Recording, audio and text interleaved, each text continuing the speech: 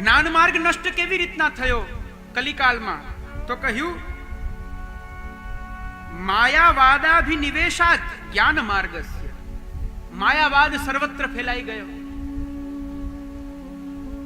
અસત સિદ્ધાંતનું પ્રતિપાદન થાય અને સત સિદ્ધાંત નષ્ટ થવા લાગે.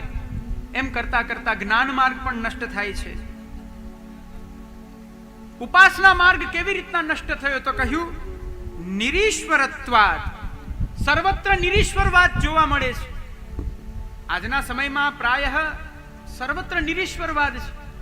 વધારે પૂરતો તો એમ કહી શકાય કે 60% વર્ગ એવો છે કે જે ઈશ્વર તત્વને જ માનનારા નથી. એવા કાળમાં ઉપાસના માર્ગ પણ નષ્ટ થાય. માની લો કે જ્યાં ઈશ્વર તત્વને માનનારા છે અને એ લોકો ઉપાસનાને અનુસરે છે, વેદ સવિધિ જે વેદમાં બતાવી છે ઉપાસનાને અનુસરે, તો એના માટે તો ઉપાસના માર્ગ છે? તો કહ્યું ના, નથી. કેમ? એ ઉપાસનામાં જેની ઉપાસના કરવી જોઈએ, જે ઉપાસ્ય છે, એવા સર્વના આદિ સર્વના અંશી શ્રી કૃષ્ણને ન ભજી અને વિભૂતિની ઉપાસનામાં પડી ગયા. શ્રી કૃષ્ણને છોડી અને વિભૂતિની ઉપાસના કરે છે, તેથી કરીને ઉપાસના માર્ગ પણ નષ્ટ થયો. આ પ્રકારે કર્મ, જ્ઞાન, ઉપાસના જેવા સર્વ માર્ગો નષ્ટ થયા. કલૌચ ખલધર્મિણી. કલિકાલ પણ ખલધર્મી થઈ અને સર્વત્ર પોતે પ્રચુરતાથી પોતાના સ્વરૂપને બતાવી રહ્યો છે. એ સમયે પાષંડ દંભ સર્વત્ર વિદ્યમાન છે. વૈષ્ણવમાં દંભ ન હોવો જોઈએ, વૈષ્ણવમાં પાખંડ ન હોવો જોઈએ. શ્રી હરિરાય મહાપ્રભુ આપણને આજ્ઞા કરે છે, શુદ્ધ ભાવો પ્રભો સ્થાપ્યો ન ચાતુર્યમ પ્રયોજકમ અંતર્યામી સમસ્તાનાં ભાવમ જાનાતિ માનસમ. લોકમાં હજી દંભ કરો, આમ તો લોકમાં પણ ન કરવો જોઈએ, પણ લોકમાં હજી દંભ કરો, પણ ભગવાન માર્ગમાં દંભ ન કરવો જોઈએ. કારણ કે ભગવાન એ સર્વને જાણનારા છે. સર્વના અંતઃકરણમાં અંતર્યામી રૂપે બિરાજે છે. અંગુષ્ઠ માત્ર પુરુષો મધ્ય આત્મનિ તિષ્ઠતિ. ઉપનિષદો, વેદો આપણને સમજાવે છે કે જેવો જીવ એના અંગૂઠાના પ્રમાણમાં પ્રભુ અંતર્યામી સ્વરૂપે હૃદયની અંદર મધ્ય નાડીમાં પ્રભુ બિરાજે છે. હાથી હોય તો હાથીના અંગૂઠાના પ્રમાણે, કીડી હોય તો કીડીના અંગૂઠાના પ્રમાણે, મનુષ્ય હોય તો મનુષ્યના અંગૂઠા પ્રમાણે પ્રભુ અંદર અંતર્યામી રૂપે બિરાજે છે. અને પ્રભુના બિરાજવાથી ભાવમ જાનાતિ માનસમ. જીવોના સર્વ ભાવને પ્રભુ જાણે છે, પ્રભુ સમજે છે, ઓળખે છે. માટે શુદ્ધ ભાવ, અનન્ય નિષ્ઠાત્મક શ્રી વલ્લભના જે સિદ્ધાંતો છે એ સિદ્ધાંતાનુસાર શુદ્ધ ભાવ રાખી અનન્ય પ્રેમાત્મિકા ભક્તિ દ્વારા શ્રી કૃષ્ણનું ભજન કરવું જોઈએ, શ્રી કૃષ્ણનો આશ્રય લેવો જોઈએ, પાષંડ ન હોવો જોઈએ. આપણી ચતુરાઈ કામ નથી આવતી. ચિત સ્વામીનો પ્રસંગ ખબર છે ને બધાને? ખોટો રૂપિયો અને ખોટું નાળિયેર લઈને ત્યાં ગયા શ્રી ગુસાઈજીની સન્મુખ, અને પરિણામ શું મળ્યું?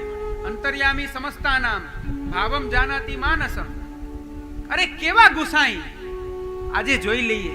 છીતું ચોબે ગયા અંદર અને બહાર આવે છે તો ભઈ અબ ગિરિધર સો પહેચાન, એમ કહેતા કહેતા બહાર આવ્યા. કારણ કે પ્રભુ અંતર્યામી છે. પાષંડ પ્રચુરે લોકે. એક વૈષ્ણવ થઈને જે પાષંડ કરનારો છે એની વૈષ્ણવતા નષ્ટ થાય અને એને આસુરિત્વ પ્રાપ્ત થાય છે.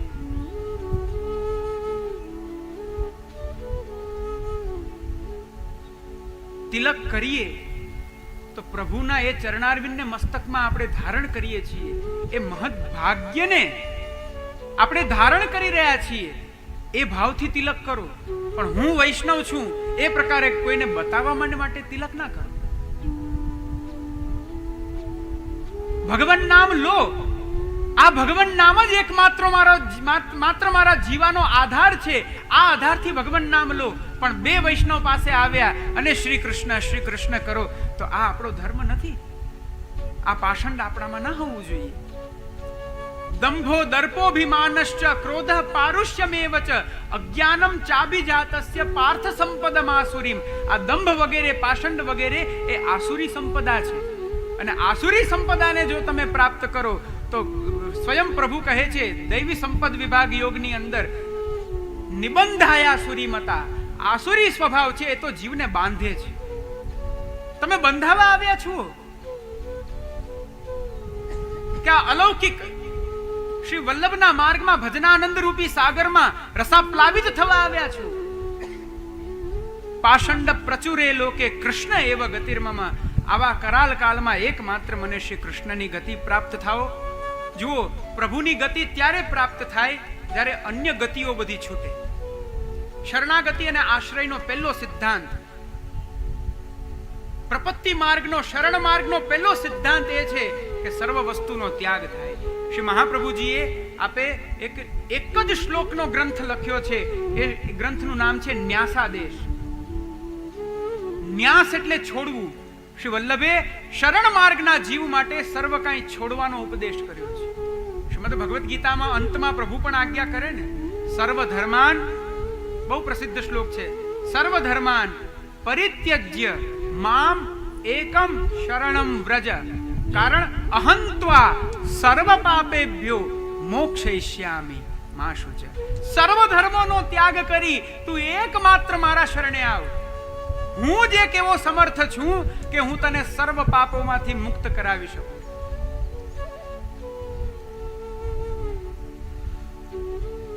જ્ઞાન કર્મ ઉપાસના આદિ માર્ગોની અંદર જે ફલ પ્રાપ્ત નથી થતું એ ફલ નિસ્સાધન થઈ અને પ્રભુના શરણે જવાથી પ્રાપ્ત થાય છે.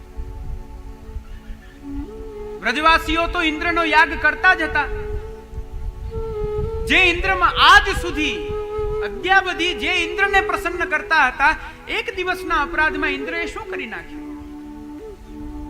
અને એ સમયે અત્યાર સુધી જેનો આશ્રય લીધો એ તો સ્વયં મારક થઈ ગયો તારકની જગ્યાએ.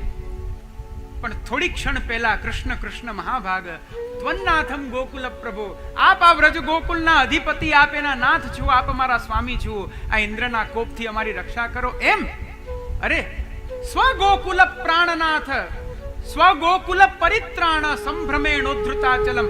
પોતાના નિજજન અને પોતાના શ્રીમદ ગોકુલને પરિત્રાણ જોઈ જેમણે રમતા રમતા, હસતા હસતા, ખેલતા ખેલતા, એક ક્ષણનો વિચાર કર્યા વિના જેમણે શ્રી ગોવર્ધન પર્વતને ધારણ કરી ભક્તોને આશ્રય આપ્યું, એવા શ્રી ગોવર્ધનોદ્ધરણના ચરણારવિંદમાં ગતિ, આશ્રય, મતિ, રતિ કરવી આ જીવનો પરમ ધર્મ છે. જીવે કાલને નથી જોવાનું, કાલની સર્વત્ર અસાધકતા છે. જીવને તો સર્વથા શ્રી કૃષ્ણના આશ્રયને જોવાનું.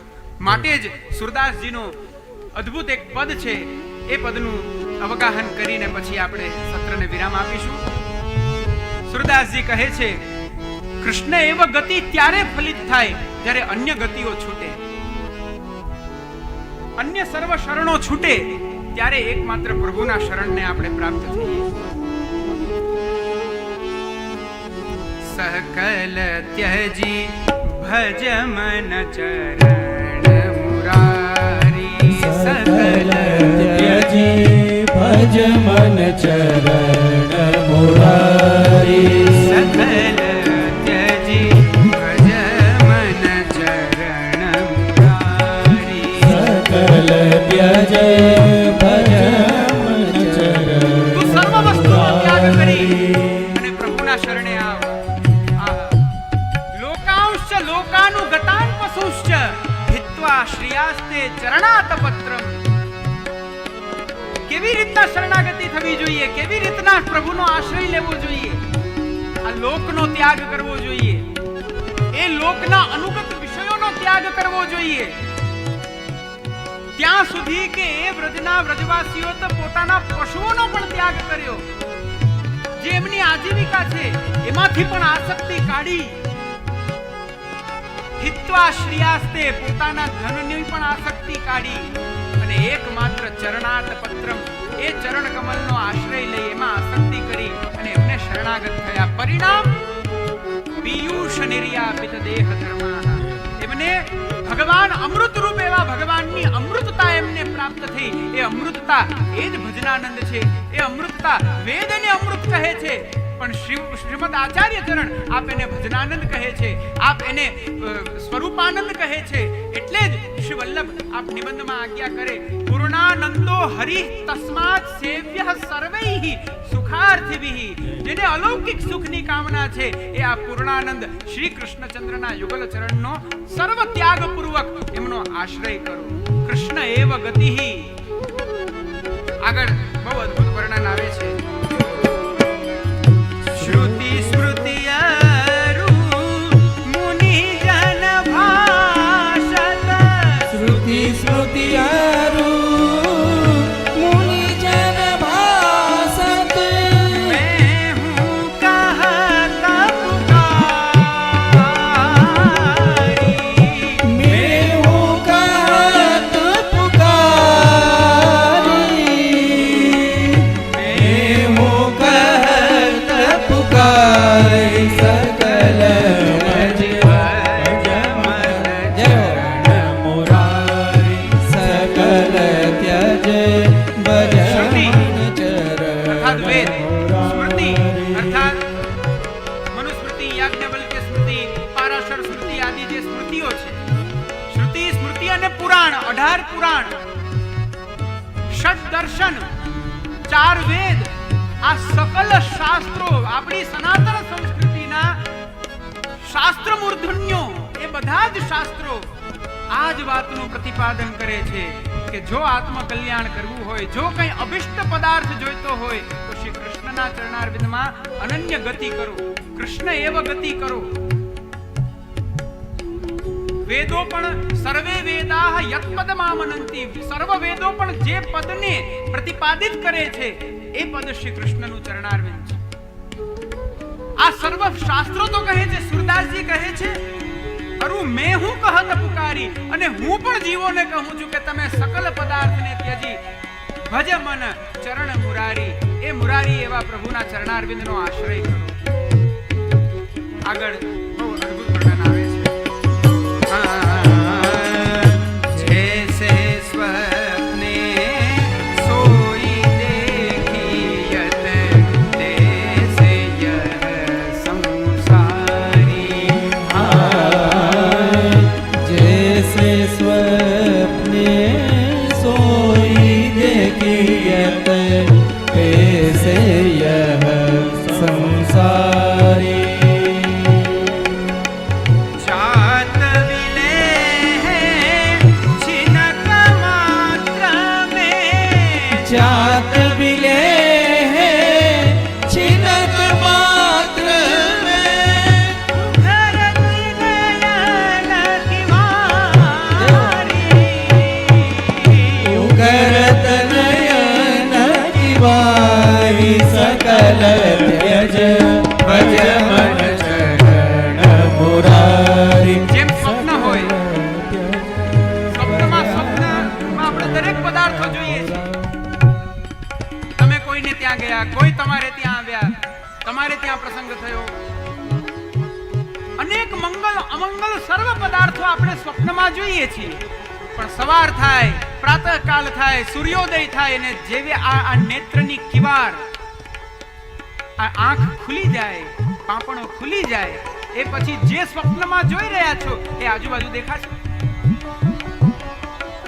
શ્રી કૃષ્ણથી ઇતર આ લોક, આ વેદ, આ ધર્મ, આ સર્વ કંઈ એ આવા જ પદાર્થો છે.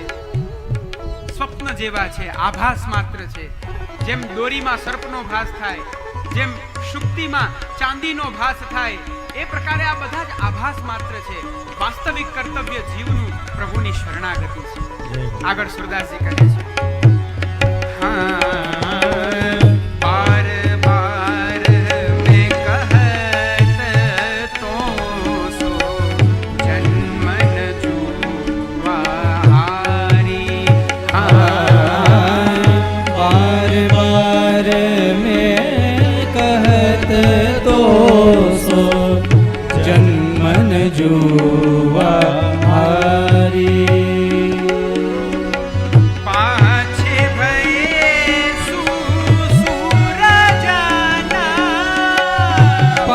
પાછે ભઈ સૂરજન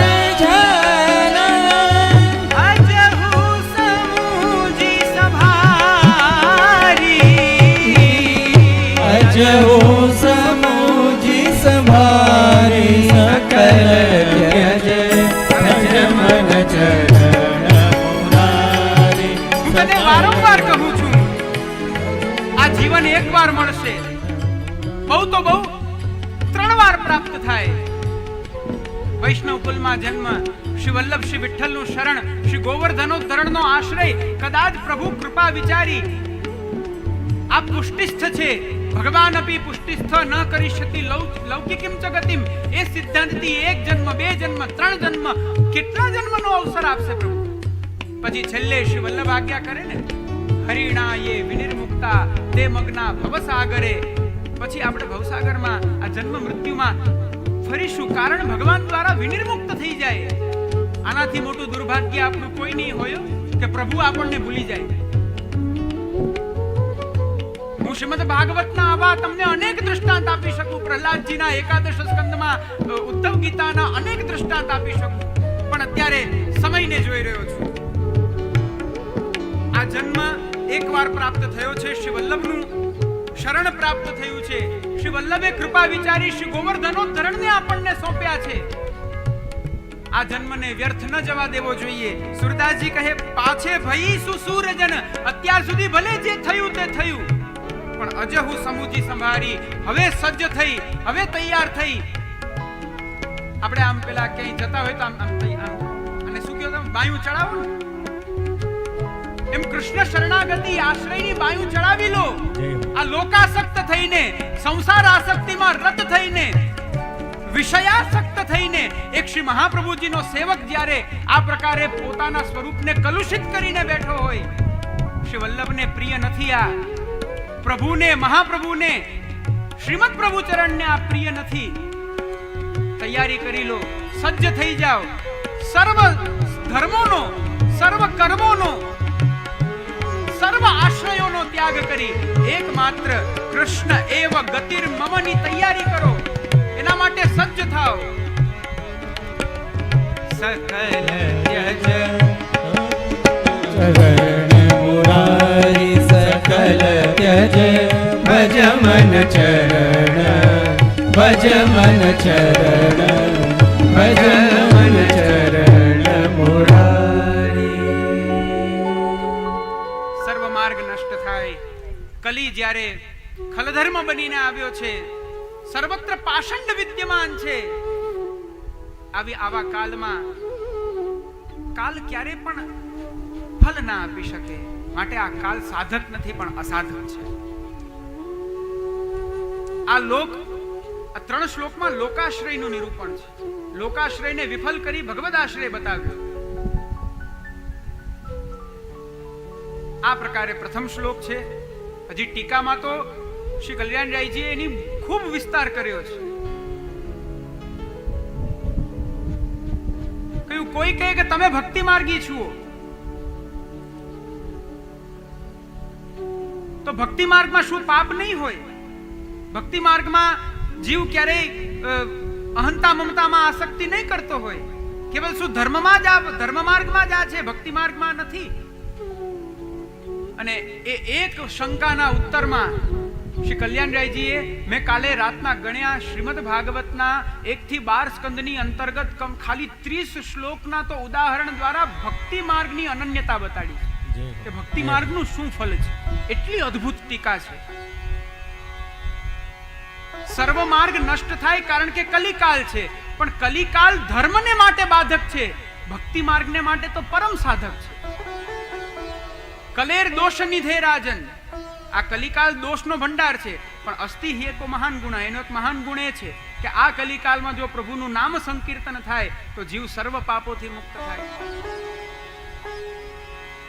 પાછી કલીની વિશેષતા એ છે કે પાપાચરણ કરનાર જીવ પણ જો ભગવદ આશ્રિત થઈને રહેલો છે તો પ્રભુને એ જીવનો કરેલો આશ્રય દેખાય, જેનો પાપ નથી દેખાતો. ગૃહેશ્વા વિશતામ ચાપી પુંસામ કુશલ કર્મણામ. ઘરમાં રહેલો, ઘરમાં આસક્ત, દેહ ગેહમાં આસક્ત, એવો જીવ પણ કેવો છે? કુશલ કર્મી છે, ગૃહાસક્ત છે પણ કુશળ છે. એ આસક્તિ તો કરે છે પણ છેલ્લે પાછું થોડોક સમય મળે ત્યાં ભગવાન નામ લઈ લે છે, ભગવત ચર્ચા કરી લે છે ભગવતીઓ સાથે.